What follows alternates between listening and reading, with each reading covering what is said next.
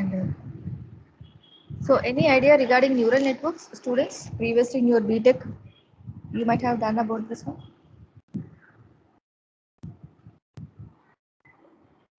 What is We neural have networks? now also we have subject, ma'am. Yes, yes. Now also you have advanced neural networks, theory and lab. Yeah, any basics, anything, any idea about this?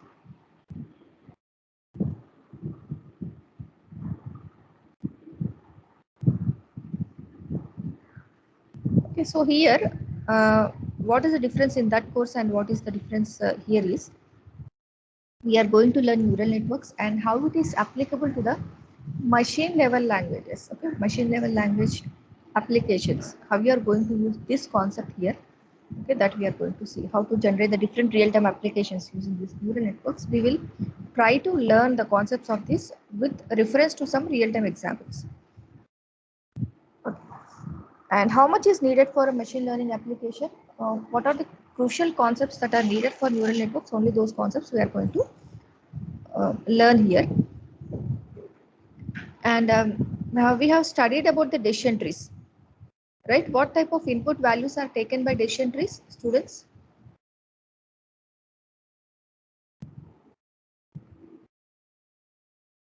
What type of input values are taken?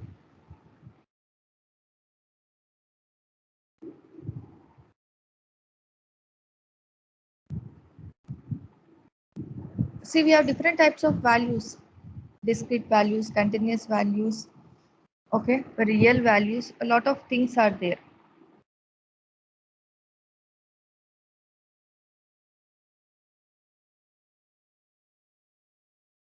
In the decision trees, we normally take only discrete values. In the last class also we have discussed. What type of inputs are accepted by decision trees? Only discrete values. Okay, if you give values other than discrete values, decision tree will not be generated. Okay, it is not possible because the decision tree algorithm is designed only for discrete values of input type. The neural network is completely different scenario. It accepts all types of input values. Okay, it accepts the discrete values, it accepts the real values as well as the vector values. Now, what is the vector values? Any idea? What is the vector value, student?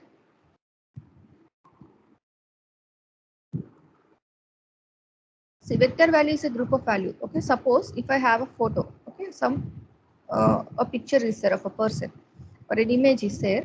How do I understand what are the contents in this particular image?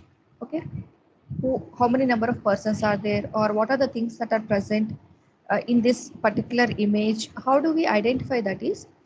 Values are assigned across each and every uh, the particular object in this image. Suppose if I want to consider this photo, okay, there will be some values over here. Okay, some type of coordinators. Okay, we can say coordinators are assigned to identify this photo. This is the total size where you can see all the images present in this. In this, again, if I want to identify, suppose in this image there is a person. Lot of persons are there. Here, suppose there is a person. If I want to identify who is this person, I should take first of all I should extract only this image from this total image, for which I should know what are the coordinators which are containing the image of the size of this total person. Okay, the total size of this. So again, here I will take some more coordinators. Okay, x5, y5. Okay, 4 coordinators I will take. So in this way, the total images, okay, the total objects which are present in this photo, I can identify that by keeping it in a particular values. Okay, I can keep it. Suppose if I take all these are x values, all these are all y values, I will add the coordinators for each and every image. Okay, for this first image, what are the 4 coordinators? In the first row, I will add. For second image, suppose there is a mobile in this image. Okay, what type of mobile? If I want to identify that, first of all, I need to extract this particular image from this total photo. So again, I will take some coordinators for this. That I will store in the second row. Okay, 4 coordinators. In this way, I will try to identify each and every object in this total image. Now, what are these? How I am identifying? I am not identifying a particular image by single value. I have to take a group of values in order to identify an image. Now, this is called as a vector. Each of these values is called as a vector, or in simple terms, we can say a vector is a representation of some object which are in terms of a matrix values. Okay, we normally use a matrix notation to represent that particular object. Are you clear, students?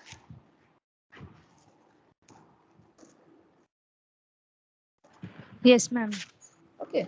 Yes, So vector values, yes, vector values we normally use when there is a particular image or a video is there, animated video is there. I want to do some sort of color change to an animated video or to an image. Then I will choose this vector representation for that particular image. Okay, I can't give single values. Okay, we can't work out with the single values there. So neural networks will work for all these types of values.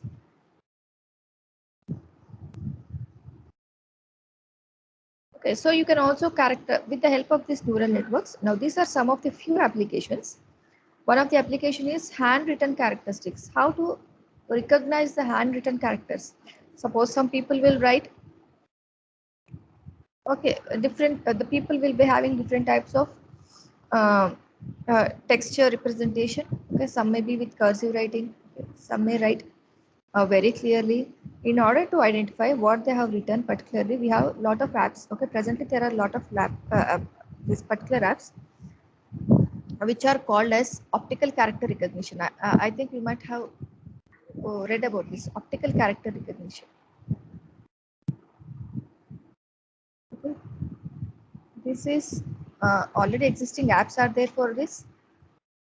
Okay, so these type of things, they work on neural networks. What they do, whenever a person uh, writes something or if he marks his signature, right, this app, it will try to find out what the person has written. Okay, what is the meaning of that? So all those optical character recognition projects will come under this neural networks only. Okay? A part of neural network is included there. And even if you find a greeting card, okay, some sort of textual things will be there, right? If I want to extract only the sentences, okay, greeting cards normally has some pictures, okay, some sort of photo sceneries will be there, right? If I want to extract only the data, okay, removing the images, then I in that for that type of applications also we can use this optical character recognition. It extracts only the textual data. It might be a typed data or it may be a written data in that greeting card, anything. So that will be extracted from this particular application. And another type of application is recognizing the spoken words. Right, the people will be having different accents. Right, so it might be difficult for all the people to understand the language, or sometimes the languages may be different. Okay, if I want to convert, if I want to have an interface to understand the speech of a Chinese person, if I want to understand that one, I may use this one, this a particular app, which converts any language to user understandable language. It may convert any language to English understandable language, right? Or sometimes if you see the YouTube also there, whatever the person is speaking, you will be finding the subtitles. How do you immediately get the subtitles? It is again based upon this application, right? The way how he pronounces, okay, whatever may be the accent, whatever may be the speed of that particular sentence, the application is able to capture the speech and it will try to show it in terms of the comments or in terms of the uh, yeah, you get a commentary there. Okay, the words he is speaking, it will be just displayed below. So for all these applications, definitely there is a part of neural network used. Okay, even to recognize the faces, right? So we have this. Normally, we use this webcams at the public places like railway stations, airports, right? And even in the crime investigations also, right? They use this video capturing, okay, to identify the persons. Okay, by just whatever maybe the angle, the face. Okay, even if uh, the video is not clear. Okay, just by seeing the uh, even if the complete face of the person is not visible. Okay, uh, even though it is blurred or anything, that can be captured, it can be enhanced, and then it can be identified that who is the person. So all those things can be done by neural networks, and mainly video related and image related. Definitely 100% neural network algorithms only we have to use. It will never work with the simple ML algorithms.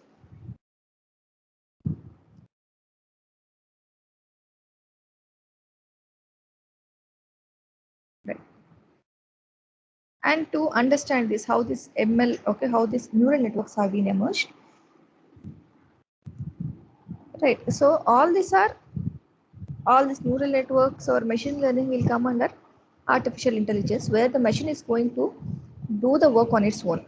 Okay, but at the background, we should give some type of algorithm or structure based on which the machine should work. Now, how this idea have been emerged? Okay, how to make a machine do the work in a similar way as the human being does. So again here, the concept of neural networks has been considered, has been taken from the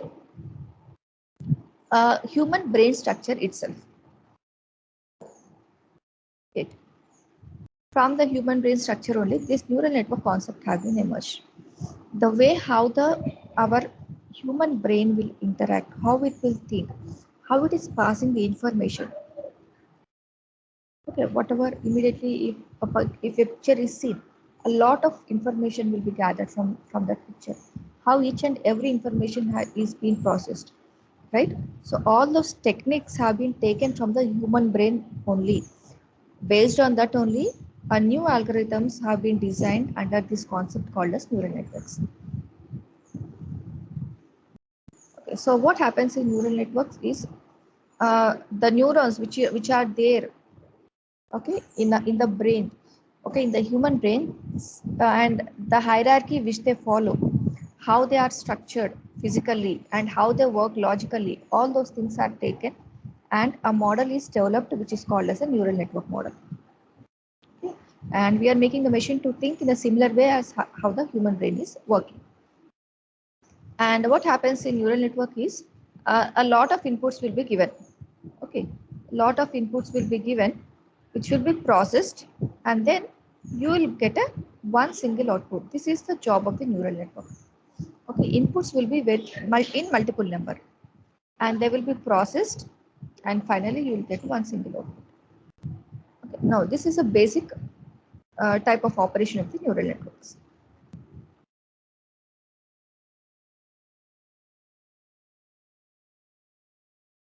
Right. Is this clear, students, up to this point? Yes, ma'am.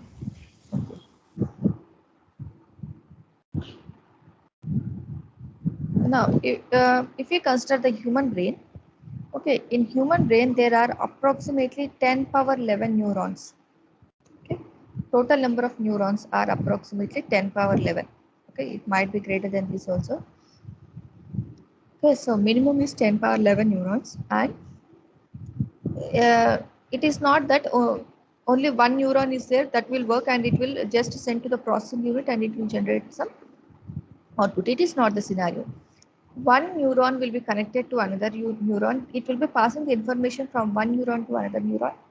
Okay, like this, a chain will be formed, and at the last, they will reach the processing unit.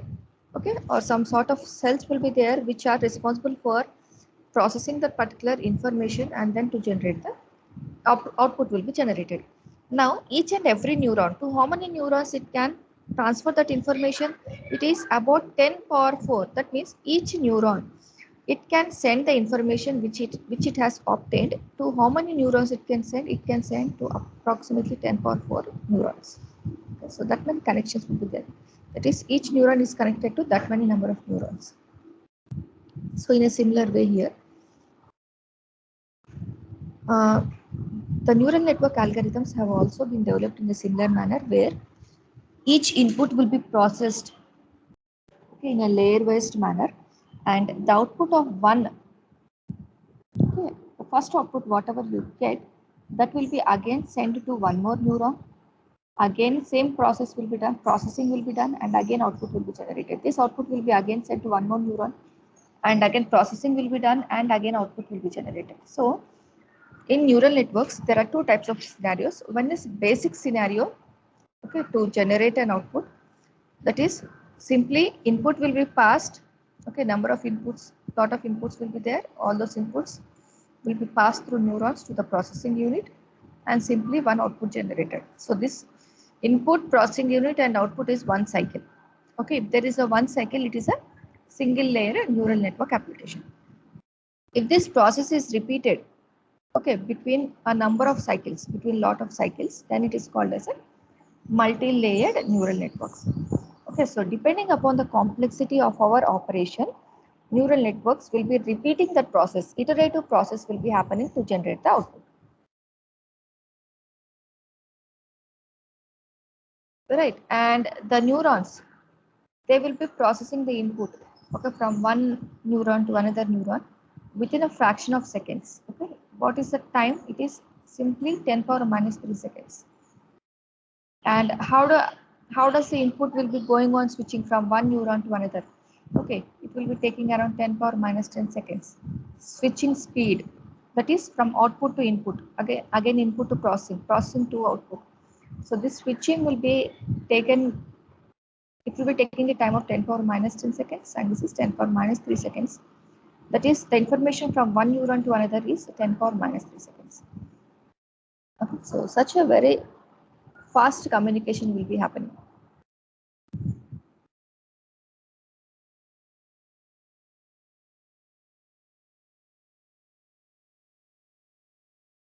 Okay, so initially when the neural networks were developed, these neural networks, okay, they try to develop the algorithms based on two things.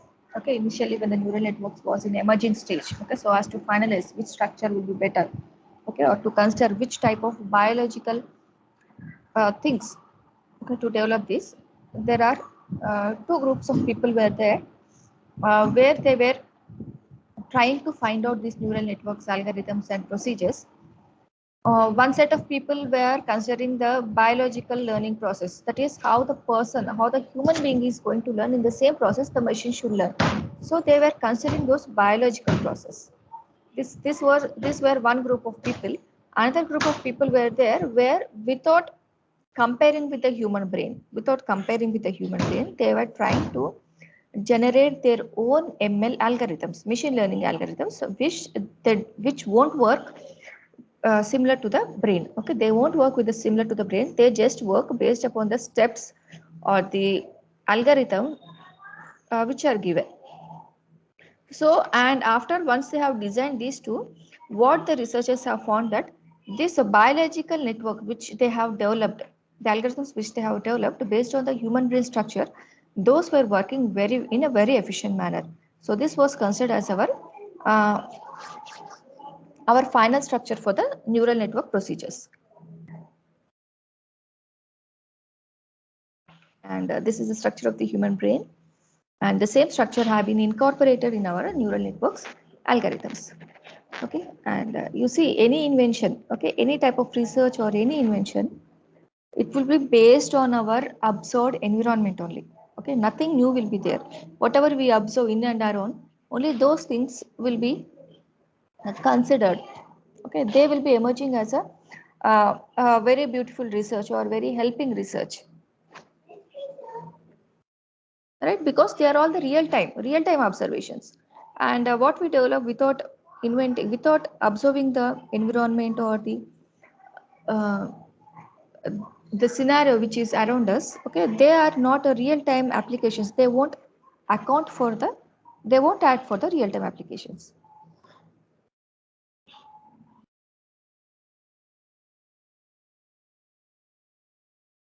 Okay, so see here, these are the different types of neurons we have.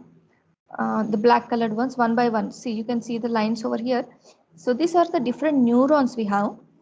And what they are trying to do, whatever information they got, they are trying to pass it, okay, to another set of neurons which are called as dendroids. from neurons, they have been processed to another set of elements called as dendroids.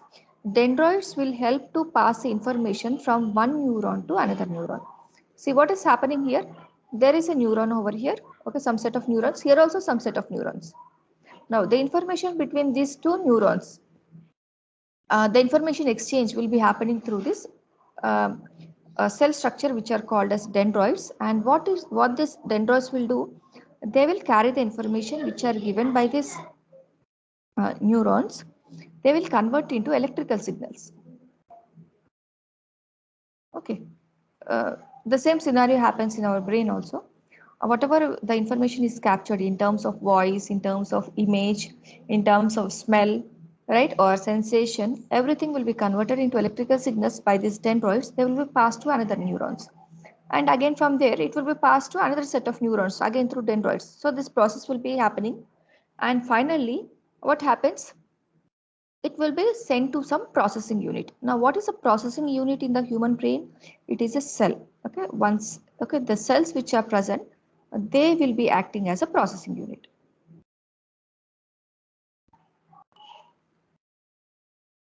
Okay, now each and every finally to pass this information to the cell, there is a connection through which the information can be passed to this cell.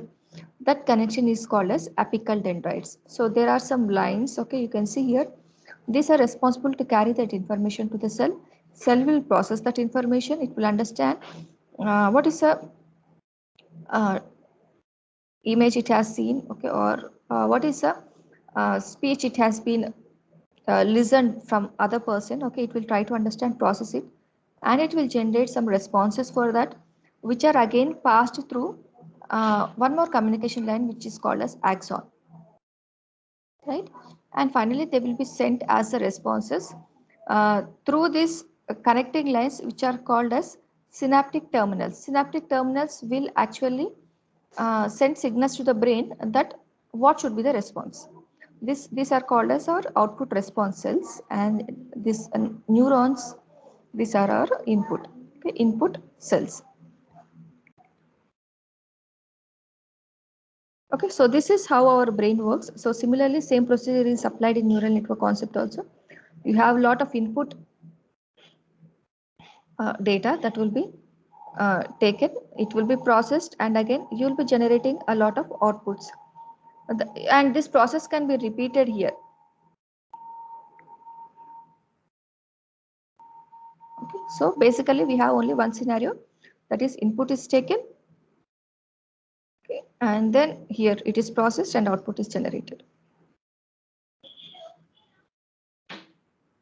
And for processing the input, to gather the input, to uh, gather the information from the neurons to cell body, okay, it might include a lot of neurons. Okay, there is no single neuron, there is a cluster of neurons where information will be going on moving from one neuron to another until it reaches the cell body.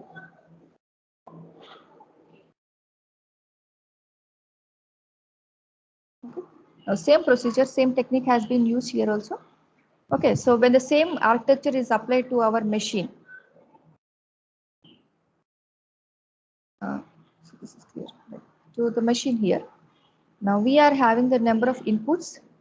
Okay, a lot of inputs are there. Okay, neural networks inputs will be in large number, but output will be only one. And for each and every input, depending upon the application, some real values are assigned. Okay, some real values. Now, what are these real values? We normally call it as weights here.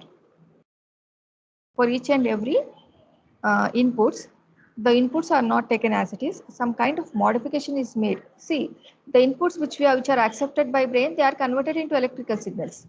Yes or no? Otherwise, that information can't be processed until it is in the form of electrical signals. Similarly, here, whatever raw information which we get from X1, X2, the different data sets, the raw information, they will be converted into some form, okay, where the machine can process it through the algorithm. That form you can convert when you try to modify the given values with the weight values. these weight values will be multiplied with x1, or there are a lot of calculations between x and weight, between the inputs and weight. Okay, a lot of different calculations can be observed here. Okay, so all those calculations have been done, okay, which will manipulate our original value, and then summation of all these values will be performed. Now this sigma we see here, this is summation of all these values. And there is also some bias added to this. What is the bias here, students?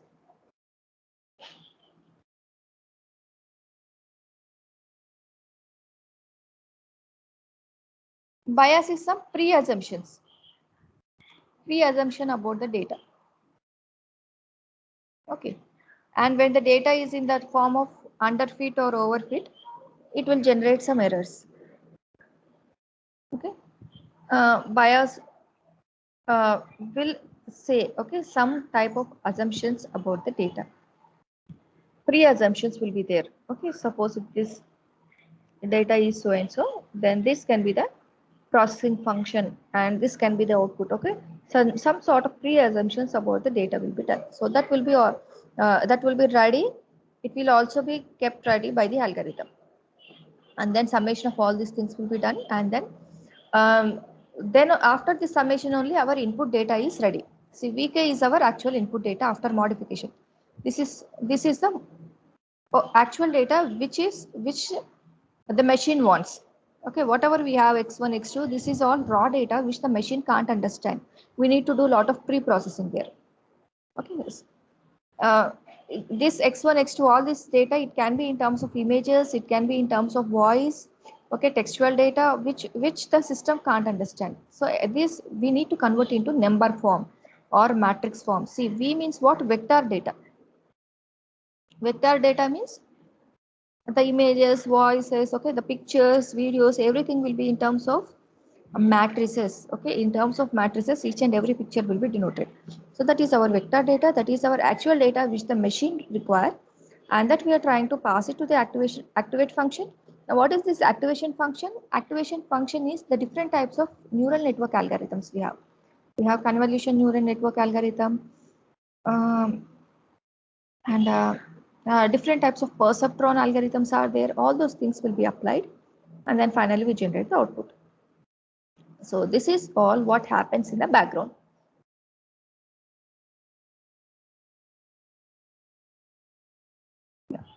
Is this clear, students? Yes, ma'am. So normally for videos and images we use convolution neural networks.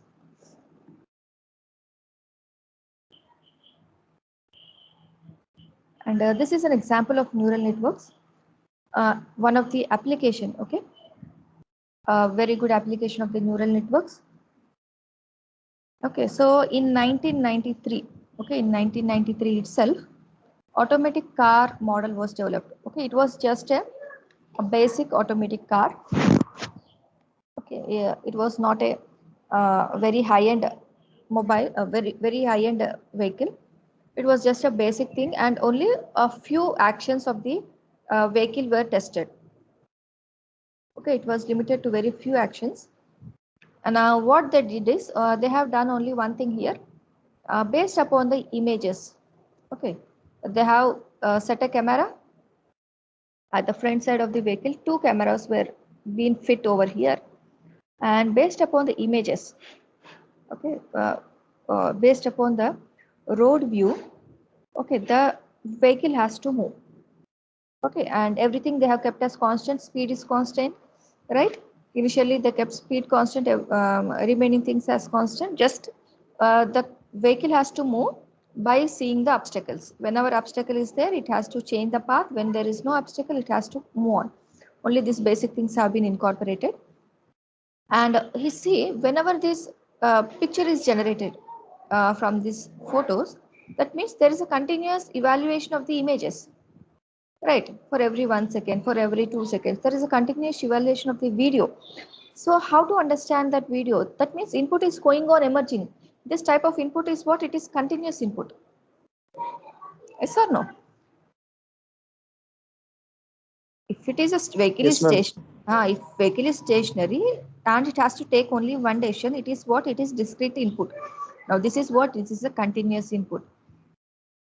Now those inputs have to be gone processed one by one, and if the output is not generated in a clarity manner, okay, in the first step only, then again the output which is generated is again processed. So this will be done in a iterative fashion. Okay, you get an output in first step, again you process this, again you get an output in second step. So go on processing the outputs again and again until you get a clear idea about the decision what to be taken, whether to stop the vehicle or whether to continue the driving of the vehicle. Now see here, the steps which you find here. Now so this is the iteration process that is happening here. Okay, you see here, this is actually the first input. This has been processed many times. Okay, and finally you get this one. So this is called what? The steps between our original input and the final output, whatever you see here.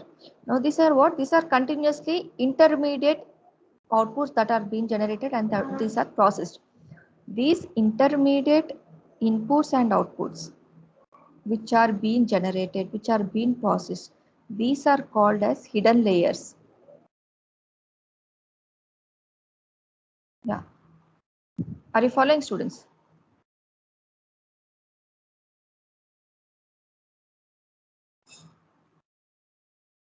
Yes, ma'am. Okay, so these are called as hidden layers, and whatever inputs are responsible, whatever inputs and outputs are responsible for processing the information, those are called as uh, the hidden neurons. Okay, we normally call it as hidden neurons, and these are called as hidden layers. Okay, based upon the hidden layers, finally we get the output. So here, how many times this particular image has been processed? It has been processed 4 times. That is why it is written as 4 hidden units. Right, and finally they are able to get some outputs. Okay, so it has generated some outputs, and based upon that it will take the decision whether to move forward or whether to divert the particular direction.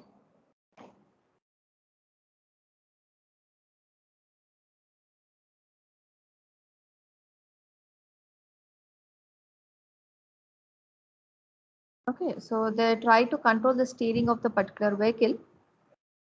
Okay, initially for 5 minutes. Okay, and then gradually they have started increasing the speed of the particular vehicle. Okay, once it has been successful, they have been started increasing the speed of the vehicle up to 70 miles per hour, and then 90 miles per hour. Okay, and then this slowly started increasing the uh, different types of requirements, and working on the different functionalities of the vehicle.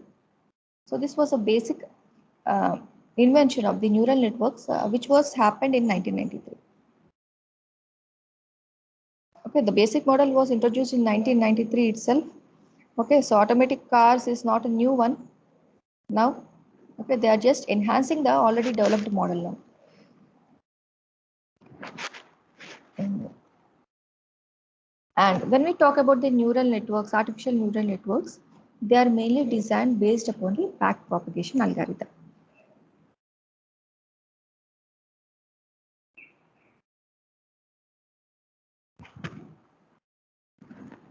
Now, what is backpropagation algorithm does?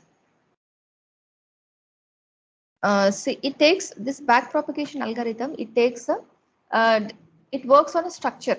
It is basically a structure oriented, which is which is not seen in another other ML type of algorithms like regression models. We have classification models. We have, but there is no particular structure there.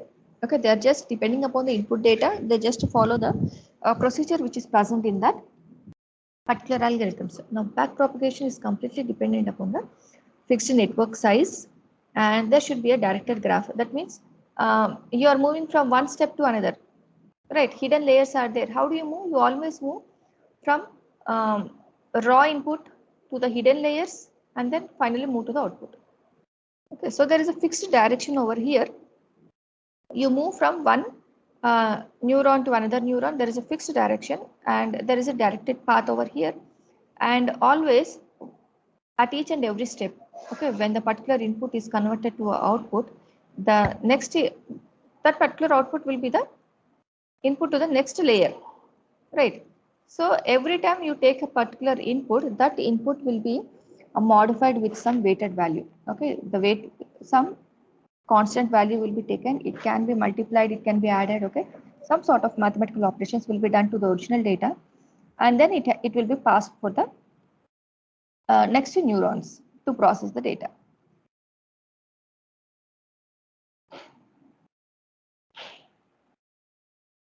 Similar to our neurons of the human brain.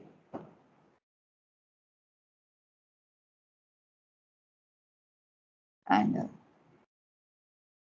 so the algorithm which is basically involved in neural networks is the backpropagation algorithm.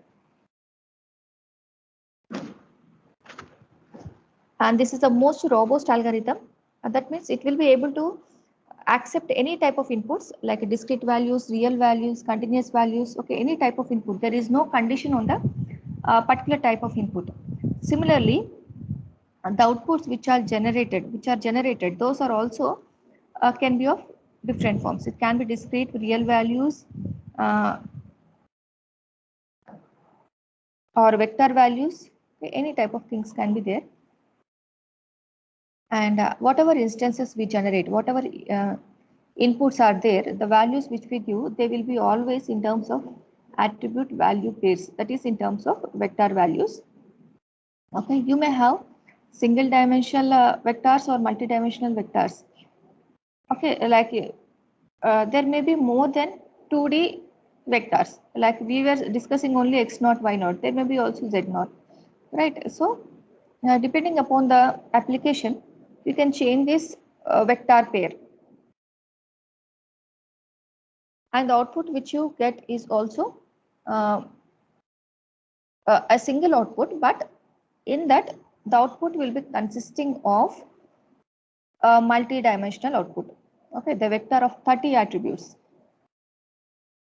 Okay, a vector is one single output. In that 30 attributes are there as an output. So different types of outputs will be generated over here.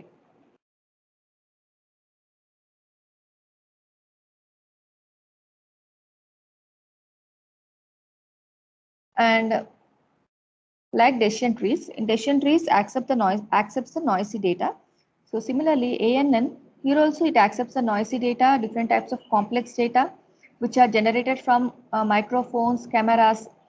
Okay, that is the voice-based data or the image-based data. For all such type of complex input data, ANN works in a very good manner.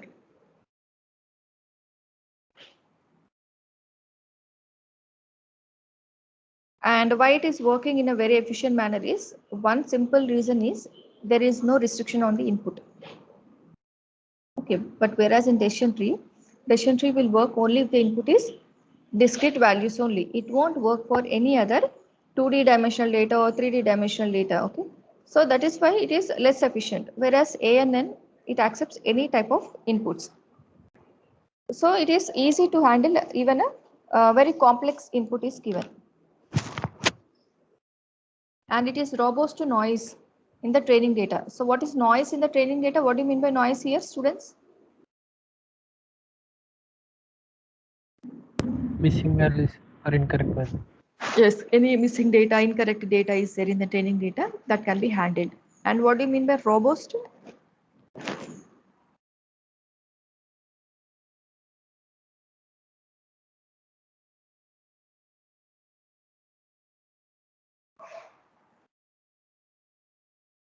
Robust means very strong. Okay, the algorithm is not going to fail even if some disturbances are there in the training data.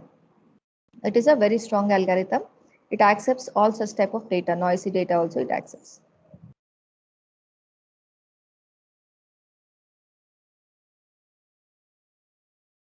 Okay, so one feature is what? One is all types of input data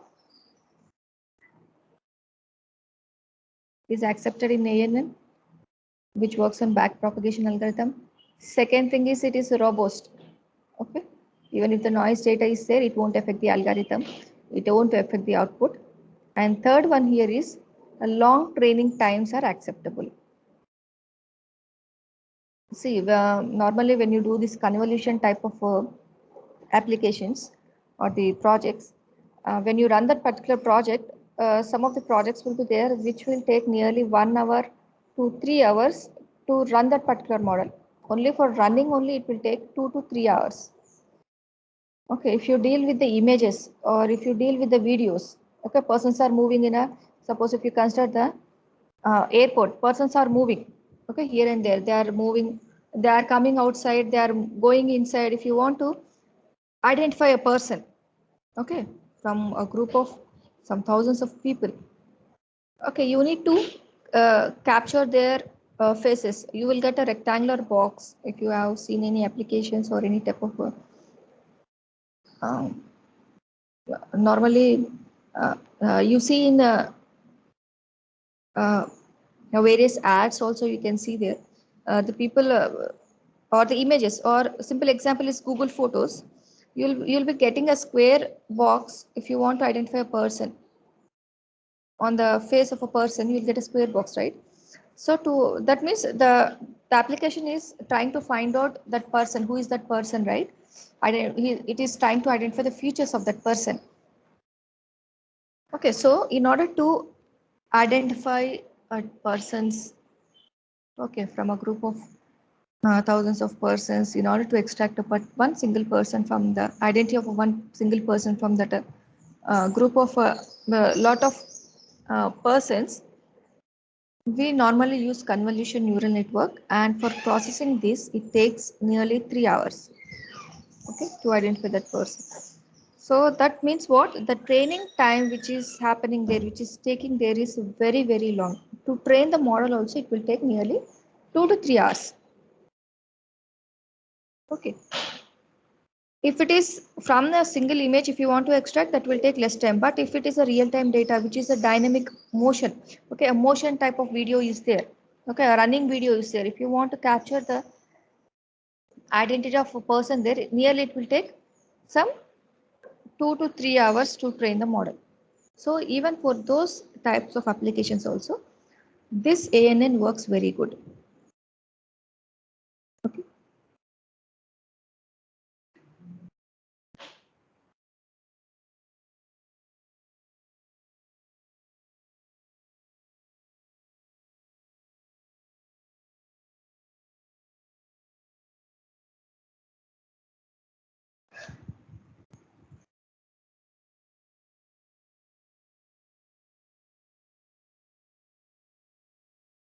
Then fast evaluation of the target function, and some applications may be there where you require instant result, where you require instant training of the particular model, like driving an automatic vehicle. Okay, there you can't allow the machine to take 2 to 3 hours, okay, to train and then to take the decision. Okay, when it is a real-time scenario, the vehicle can't wait for 2 to 3 minutes, understand 2 to 3 hours and understand it and then start its journey. No, so that is, that type of thing is not applicable. So neural networks, um, the uh, also accommodates for the applications which require the instant decisions and which also require a long-term decisions. So both can be, both type of applications will be supported by this ANN.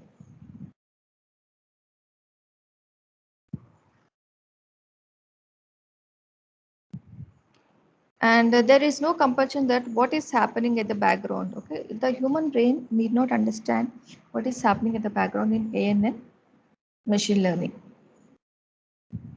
Okay, it can simply follow the particular weights, okay, and simply it will be processed by the particular neural network model itself.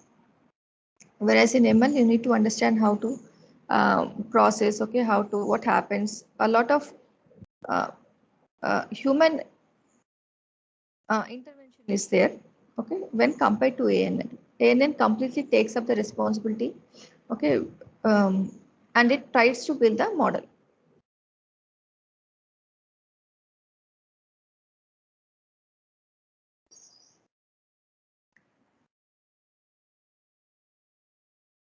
Okay, so coming to the back propagation algorithm. So first thing we have discussed, it handles a large amount of training data. Then it supports all types of inputs, that is vector data, discrete data, continuous data, everything will be supported. And another thing is it also tries to handle the overfitting problems. It handles noisy data as well as overfitting problems. Now, what do you mean by overfitting problems, students? Overfitting and underfitting we have discussed. Overfitting means we have huge data. Data? Huge training data, ma'am. Ah, yes, very huge data. What is underfitting? Yes, ma'am. What do you mean by underfitting data set?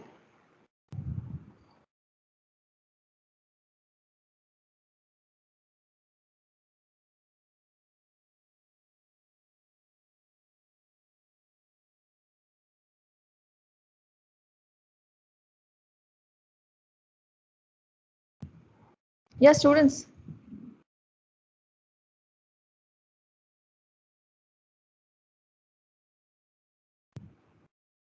Underfitting is what the data is?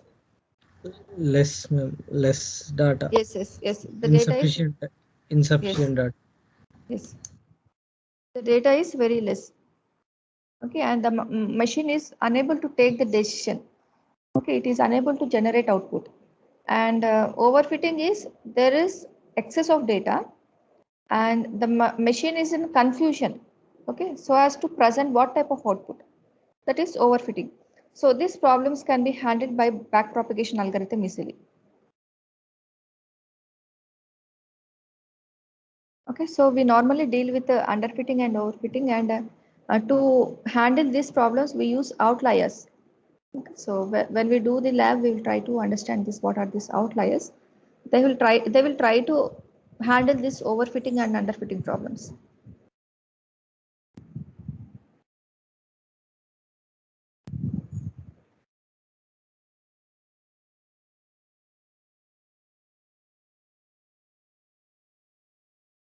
Okay, so this is all about our um, basics of the neural networks and the backpropagation algorithm. Yeah. Is it clear, students?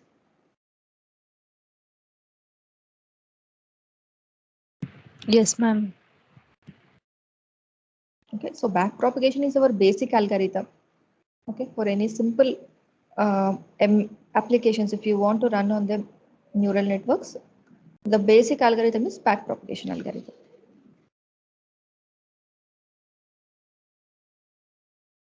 And this is second type, that is perceptron. So this is another technique to design the neural network structure.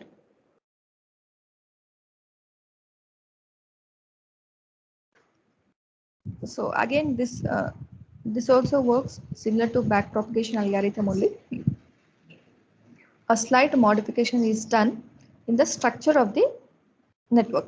Okay, so this one we'll discuss tomorrow. Okay, perceptrons. Okay, it almost works similar to backpropagation algorithm.